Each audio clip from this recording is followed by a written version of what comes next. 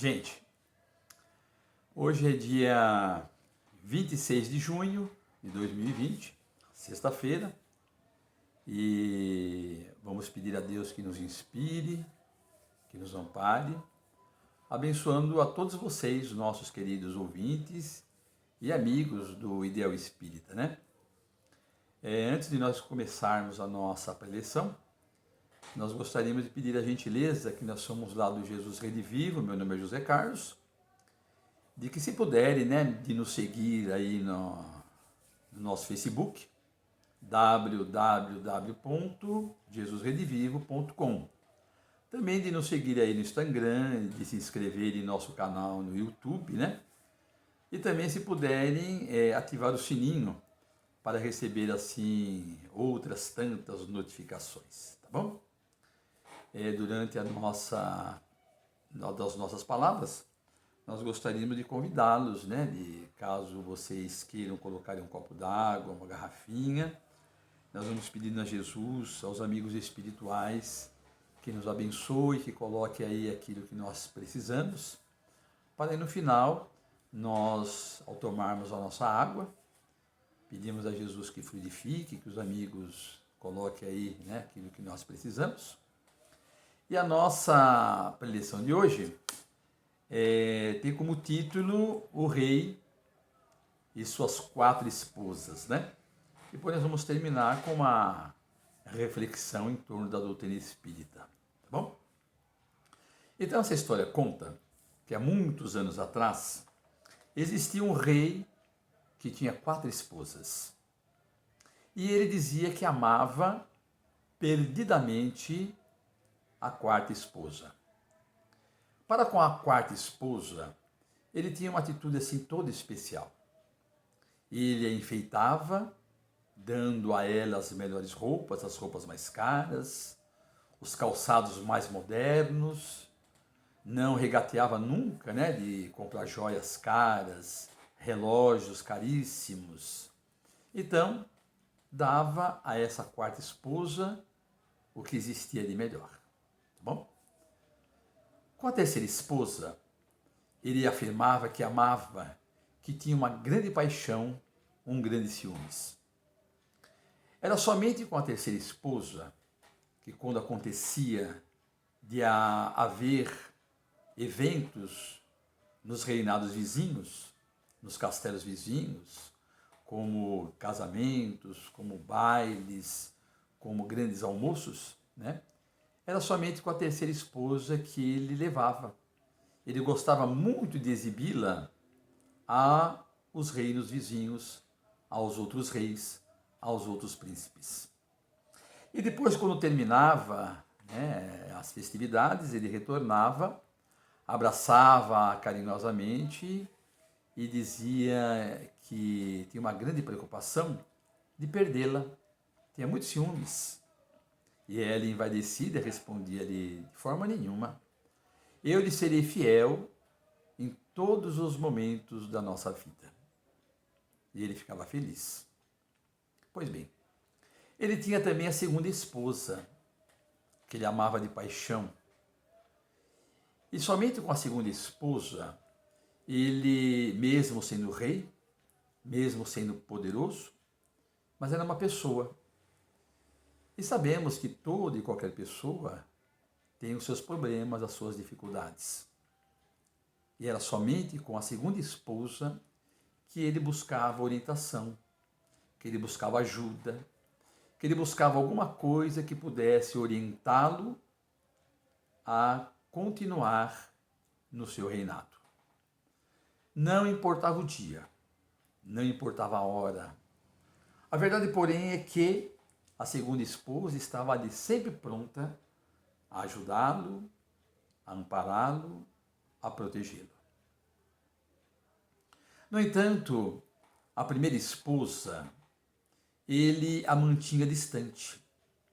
Embora a 1ª esposa fazia de tudo para mantê-lo rico e no poder, ele não gostava da 1ª esposa. Ela inúmeras vezes tentava se aproximar, se acercar dele, transmitir bons conselhos, tentar conversar com ele. Falar por que você não gosta de mim, o que eu fiz? Mas ele não dava ouvidos, não dava atenção e nem queria saber. O tempo foi passando, como acontece com todo mundo, e um dia o rei veio adoecer. Foi uma doença grave, foram chamados os médicos, os mais intelectuais da época, os mais preparados, feiticeiros, gurus, porque ele ficou muito preocupado, porque a resposta de todos era unânime. Ele adquiriu uma doença e não tinha muito mais tempo de vida, apenas alguns dias. Ele então dispensou todos, fechou-se no quarto e ficou meditando. Que até então ele tinha muitas coisas ao seu redor, muita riqueza, muito poder. Lembrou das 4 esposas. Agora ele ia morrer e para onde ele ia, iria ficar sozinho. E nesse ficar sozinho, bateu nele um grande desespero. E nesse desespero ele teve uma ideia. Ele então chamou a 4ª esposa e disse-lhe a ela: você sabe muito bem que eu fui acometido de uma doença incurável e tenho pouco tempo de vida aqui na terra. Você sabe que eu vou morrer. Você sabe também que eu muito lhe amei. E durante toda a minha vida, eu lhe cobri com as joias mais caras, com as melhores roupas, com os mais caros perfumes, relógios, calçados.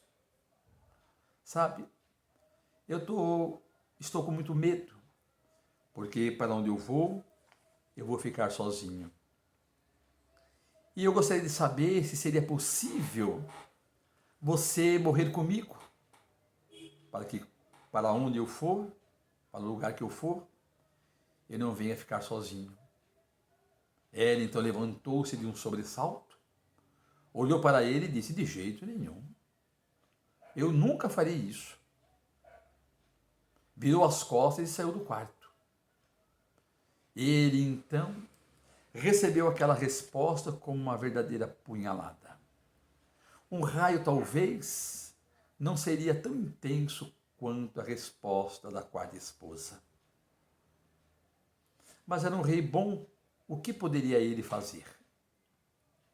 Pensou e mandou chamar a 3ª esposa. A 3ª esposa veio, ele expôs a ela as mesmas ideias, lhe fez a proposta de que agora ele iria morrer e se seria possível ela morrer com ele, para eles ficarem eternamente no lugar, no paraíso. Ela então também levantou-se e respondeu-lhe: me desculpe, mas junto de você eu conheci outros tantos lugares, outras tantas pessoas. Eu lhe serei fiel até o momento da tua morte. Mas fique você sabendo que depois que você morrer, eu vou me casar com outro, porque a vida segue. E como você me fez conhecer muitas coisas maravilhosas, eu vou continuar a viver assim. Me desculpe. Saiu do quarto. Novamente o rei entristeceu-se. Ficou muito magoado, muito penalizado dele mesmo daquela situação. Mas que poderia ele fazer? Mandou chamar então a 2ª esposa. Aquela que durante toda a sua vida, nos momentos de maiores dificuldades, quando tinha os problemas, ele a ela recorria. Mandou chamá-la. E ela, já sabendo do que o rei estava passando, sentou-se ao seu lado. Pegou nas suas mãos. O rei lhe fez a mesma proposta. E ela carinhosamente lhe disse: ah, meu rei, me desculpe. Você sabe perfeitamente que durante toda a sua vida eu procurei lhe ajudar da melhor forma possível, lhe ajudando, lhe orientando, mas infelizmente agora isso eu não posso fazer. A única coisa que eu posso fazer é realizar um enterro digno de um rei, um ótimo, excelente sepultamento, inclusive um túmulo grandioso, à altura do teu nome. Mas morrer com você, me desculpe, eu não posso. Também saiu do quarto. Ele ficou entristecido, as lágrimas lhe veio aos olhos, desceu pela face, e foi exatamente aí que ele ouviu uma voz lhe dizer: fique tranquilo, eu morrerei com você. Eu estarei com você onde quer que você esteja. Não lhe abandonarei nunca, jamais. Confie em mim. Ele então olhou e viu ali do seu lado a primeira esposa, magrinha, sofrida, nunca lhe dera qualquer tipo de atenção. Lhe virava as costas inúmeras vezes, a maltratara. E era exatamente ela agora que vinha lhe propor que estaria com ele aonde quer que ele fosse. Invadiu nele agora um grande arrependimento, um remorso. Por que não a tratara melhor? Por que não lhe dera mais atenção? Pois bem, essa história que vem de encontro às nossas vidas nos faz mostrar que todos nós temos 4 esposas. A 4ª esposa é o nosso corpo. É uma analogia, mas é o nosso corpo. Que nós temos que tratá-lo, que é a máquina mais perfeita que Deus nos deu para nós nos evoluirmos espiritualmente. Nós temos que cuidá-lo, alimentá-lo, temos que nos vestir, nos calçar, colocar joias, não importa. Mas existem pessoas que vivem estritamente para o corpo, acreditando inclusive que a vida é ali no corpo e que ao morrer não existirá nada mais além do corpo. Porque muitos afirmam que com a morte do corpo não vemos de forma nenhuma sair um espírito, sair uma alma. O corpo se extingue e nada mais existe. Então, a nossa 4ª esposa é o corpo. A nossa 3ª esposa é tudo aquilo que nós conquistamos durante nossa existência. São os nossos bens materiais. É a nossa casa, nosso automóvel, o sítio, o apartamento, os nossos bens bancários, que é natural que nós chegamos aqui na Terra e, de acordo com o nosso estudo, com o nosso trabalho, nós o adquirimos para o conforto nosso e da nossa família. Mas existem inúmeras pessoas que vivem somente para as coisas materiais. Não acreditam nunca que, atrás do nosso esforço, existiu e existe um poder divino, nos orientando e nos inspirando. A nossa 2ª esposa, aquela ao qual o rei recorria nas suas dificuldades, são os nossos entes queridos, os nossos familiares, os nossos parentes, que inúmeras vezes em nossas dificuldades nós o recorríamos para nos ajudar, para nos orientar. Que eles vêm na figura dos nossos pais, dos nossos tios, dos nossos avós, das pessoas mais experientes, que muitas das vezes nos ajudaram. E que no momento da nossa partida, a única coisa que pode fazer é o sepultamento. é o velório, são as despedidas, as flores, porque conosco não pode morrer. Da mesma forma lá com a segunda esposa, de tudo que ele adquiriu, ficará nas mãos de outras pessoas. Porque não podemos levar, não é isso? Não podemos levar nada. Então fica para outras pessoas.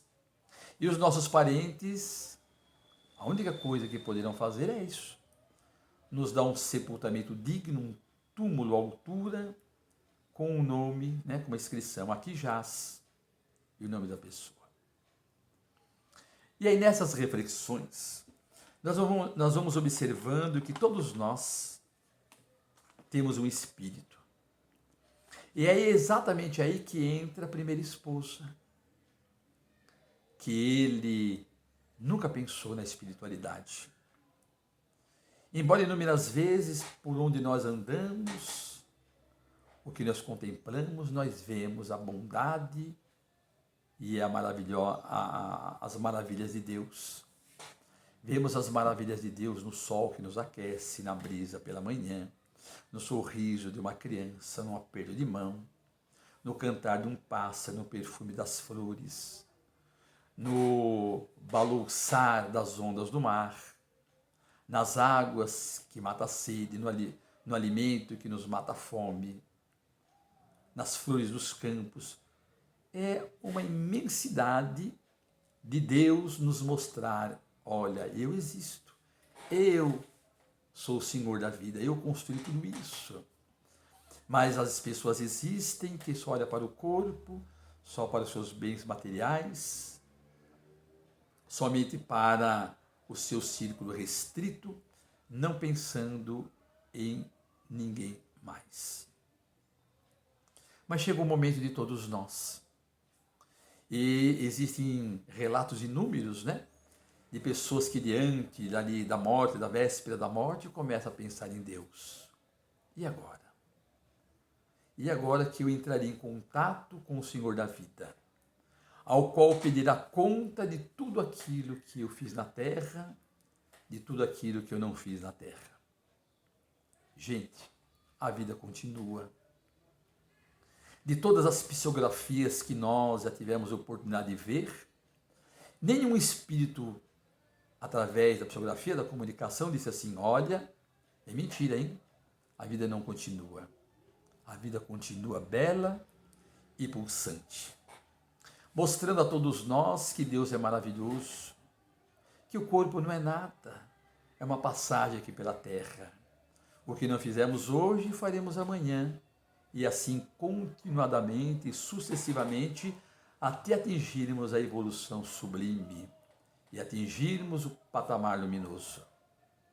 Isso é nos dado por esse Deus maravilhoso, que nos ama e nos quer bem. Portanto, gente, cuidemos do corpo. Nesse momento pelo qual nós passamos pelo Covid-19, o coronavírus, usemos sim o álcool, né? O álcool gel, lavemos as nossas mãos, nos cuidemos, usemos as máscaras, procuremos ter uma alimentação saudável, diminuindo o sal, o açúcar, a farinha, a gordura, para nós sermos dignos desse corpo e não nos arrependermos, né, de ter que vir numa outra vida, num corpo defeituoso, porque nós abusamos desse. Vivemos da melhor forma, né, com aquilo que nós conquistamos. Não sejamos tão apegados. Quando tivermos alguma coisa sobrando, demos para as pessoas que precisam. Roupas, calçados, móveis, não importa. Vamos ver futuramente que a caridade praticada a outrem será o nosso sustento no plano espiritual. Vivemos com a nossa família da melhor forma possível. Aqueles mais próximos são os quais, de fato, nós precisamos conviver da melhor forma possível, nos reconciliando, nos entendendo, nos perdoando, nos tolerando. Mas não sejamos egoístas, porque a família é universal.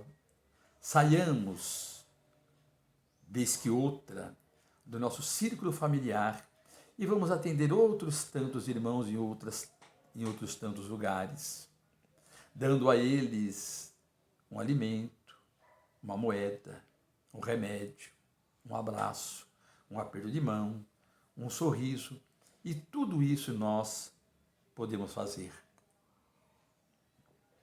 Porque é para isso que nós aqui estamos. E alguém nos pergunta, e como investir nas questões espirituais? Existem várias formas, né? Além das questões materiais, como nós dizemos, existem também as questões espirituais, que é através da oração. Então, se não pudermos ajudar com as coisas materiais, oremos. Gente, pensamento é vida.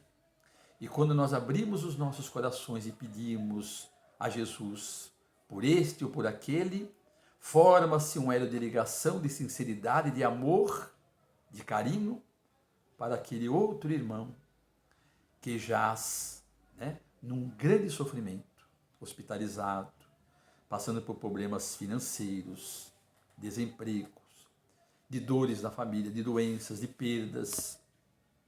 E a oração é fluidos, são energias que os envolvem e o ajuda e o restabelece. Podemos, inclusive, né, orar por aqueles que nos antecederam ali em túmulo, que se encontram no plano espiritual, e quando nós fechamos os nossos olhos e oramos por eles, eles, aonde quer que estejam, recebem esses nossos pensamentos em forma de incentivo, de amor, de carinho e de saudade.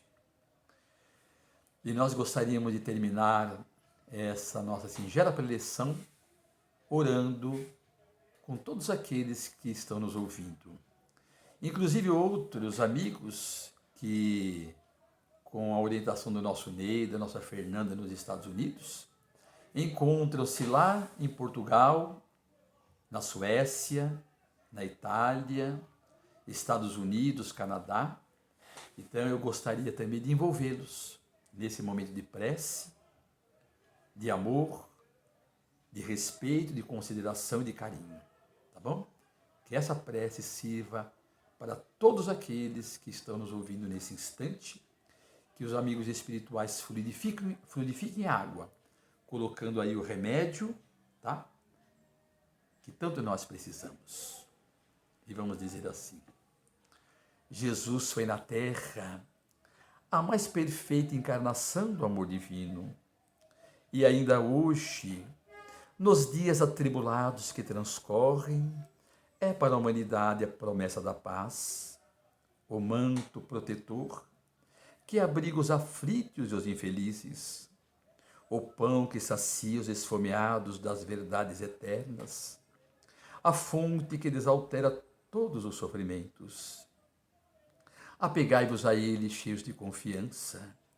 Ele é a misericórdia personificada, o jardineiro bendito que jorra no coração dos transviados do caminho do bem, as sementes de arrependimento que hão de florir na regeneração e frutificar na perfeita felicidade espiritual. Ouve a sua voz no silêncio da consciência que vos fala, do cumprimento austero de todos os deveres cristãos. E um dia descansareis reunidos, ligados pelos liames inquebrantáveis da fraternidade além da morte, longe das lágrimas, do orbe obscuro, dos prantos e das provações remissoras. Jesus abençoe todos aqueles que estão nos ouvindo, assim bem como todos aqueles ligados a esses corações. Muita paz e Jesus sempre em nossas vidas. Obrigado a todos.